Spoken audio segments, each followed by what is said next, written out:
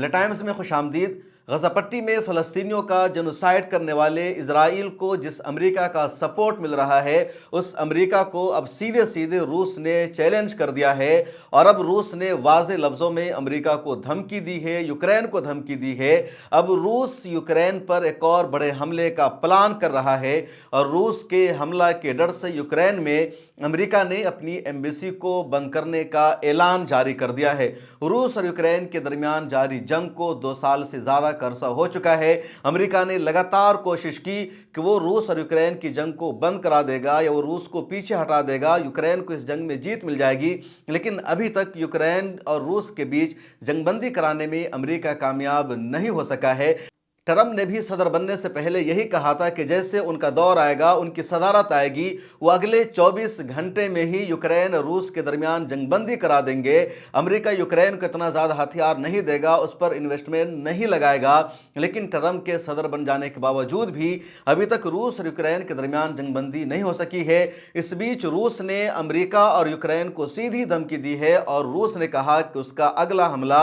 Ukraine کی راجدھانی کیف میں موجود امریکہ کی ایمبیسی پر ہوگا، اور اس وجہ سے ہوا کہ پچھلے دنوں یوکرین نے روس پر ایک حملہ کیا تھا، اور اس حملہ میں یوکرین نے امریکی ہتھیار کا استعمال کیا تھا، اور امریکہ کے اس ہتھیار کا نام ہے ایٹکمیز۔ تو ایٹکمیز کا جیسے استعمال یوکرین نے کیا، روس نے سیدھے امریکہ کو دھمکی دی اور کہا یوکرین اب صاف طور پر ان ہتھیاروں کا استعمال کر رہا ہے جو ہتھیار امریکی ساختہ ہے، جو امریکہ نے اس کو دیے ہیں۔ اس کے علاوہ جو نیٹو کے ممالک ہے، اس کی جو فوج ہے وہ یوکرین کا ساتھ دے رہی ہے، اس لیے اب یوکرین پر ایسا حملہ کیا جائے گا جس کا درد امریکہ کو سیدھے محسوس ہوگا، اور اسی وجہ سے روس نے امریکی سفارت خانہ پر حملہ کی دھمکی دی، اور امریکی انٹیلیجنس نے بھی یہی کہا کہ روس کا اگلا حملہ امریکہ کی ایمبیسی پر ہوگا۔ چنانچہ امریکہ نے یوکرین میں اپنی ایمبیسی کو بند کر دیا ہے، اس کے اندر جو عملہ موجود ہوں گے ضروری اور لازمی طور پر ان سب سے بھی کہا گیا ہے کہ جیسے حملے کے لیے سائرن بجے گا، خطرے کی گھنٹی بجے گی، تو ان سب کو بنکروں میں جا کر چھپنا پڑے گا، وہاں سے نکلنا ہوگا،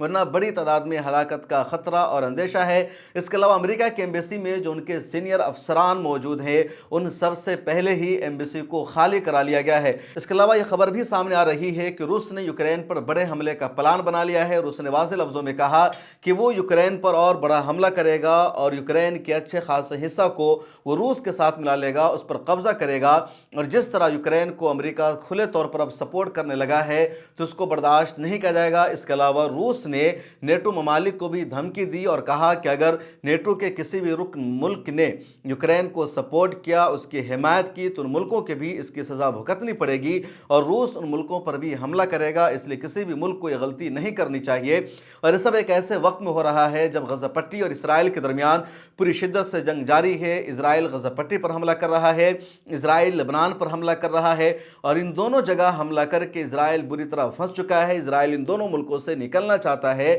لیکن نکلنے میں اسے کامیابی نہیں مل رہی ہے۔ اسرائیل لبنان کے ساتھ جنگ بندی چاہتا ہے، لیکن لبنان نے صاف طور پر کہہ دیا ہے، حزب اللہ نے واضح لفظوں میں کہہ دیا ہے کہ جب تک اسرائیل غزہ پٹی پر حملہ بند نہیں کرے گا، وہاں سیز فائر کا جب تک اسرائیل اعلان نہیں کرے گا، حزب اللہ کا حملہ اسرائیل پر نہیں رکے گا، اور نہ ہی حزب اللہ اور اسرائیل کے درمیان جنگ بندی کا، سیز فائر کا کوئی بھی سمجھوتا ہو سکتا ہے۔ ادھر اسرائیل غزہ پٹی سے بھی اپنی آرمی کو نکالنا چاہتا ہے، لیکن اس کے لیے اسرائیل کی کوشش یہ ہے کہ وہ ہوسٹیج کو آزاد کرا لے، قیدیوں کو آزاد کرا لے۔ 13 مہینہ گزر جانے کے باوجود بھی قیدیوں کو، ہوسٹیج کو ریلیز کرانے میں اسرائیل ناکام ہے، اور اسرائیل کو لگتا ہے کہ اگر اس نے حماس کے ساتھ سمجھوتا کر کے اپنے قیدیوں کو آزاد کرایا اور جنگ بندی کا اعلان کر دیا تو اسرائیل کی ہار مانی جائے گی، اس کی بدترین شکست مانی جائے گی، اسرائیل کی دنیا بھر میں بدنامی ہوگی، اور یہ اسرائیل نہیں چاہتا۔ تو اس وجہ سے اسرائیل غزہ پٹی میں بری طرح پھنسا ہوا ہے، لبنان میں پھنسا ہوا ہے، اور امریکہ اسرائیل کو ہر قدم پر سپورٹ کر رہا ہے۔ ایسے میں جب یوکرین کو بھی امریکہ کا سپورٹ تھا، اور یوکرین کی جنگ میں روس ڈائریکٹ ملوث ہے، کیونکہ یوکرین اور روس کے درمیان ہی جنگ چل رہی ہے۔ غزہ پٹی اور فلسطینی کوز میں بھی روس نے مدد کی، ایران کی روس نے مدد کی، لیکن وہاں روس نے صاف اعلان کر دیا ہے کہ اب یوکرین جن ہتھیاروں کا استعمال کر رہا ہے روس کے خلاف، وہ ہتھیار سیدھے سیدھے امریکہ نے یوکرین کو دے رکھا ہے،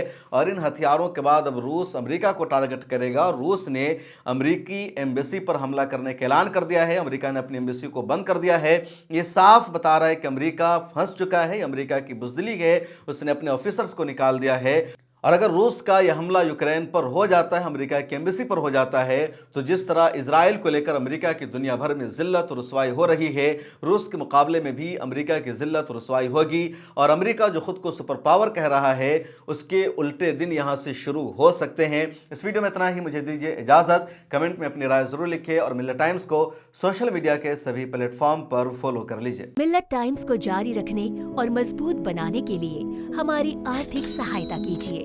یہ ایک آزاد میڈیا ہاؤس اور کمزوروں کی آواز ہے۔